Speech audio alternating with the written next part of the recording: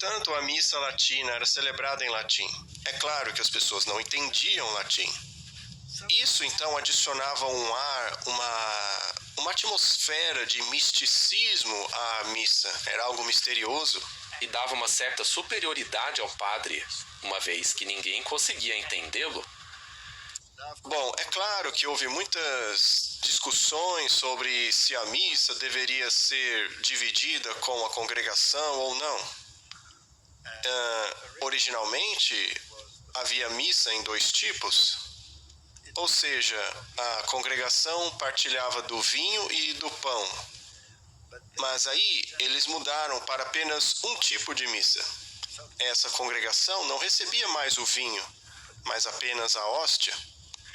E mesmo a hóstia não era um pão que era repartido. Era uma hóstia redonda. Era colocada em um ostensório, que era um tipo de meia-lua.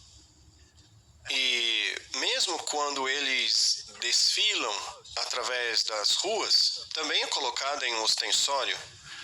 Isso vem de origens pagãs, porque a lua crescente representava o útero de Semiramis, e o nascimento do Deus Sol dentro daquele útero era retratado. Então, foi uma cultura antiga que foi trazida para o cristianismo e que se misturou nesta forma de adoração. Mas o pão, originalmente, aquele que Jesus utilizou, era simplesmente um pão sem fermento. Naturalmente, Jesus não utilizou o vinho fermentado, mas na Igreja Católica, o vinho não fermentado foi substituído por vinho fermentado. Mas, biblicamente, isso não faz o menor sentido, porque o fermento na Bíblia é símbolo do pecado. E se o pão tinha que ser sem fermento, é claro que o vinho também era sem fermento, uma vez que este era símbolo do pecado e Cristo não tinha pecado.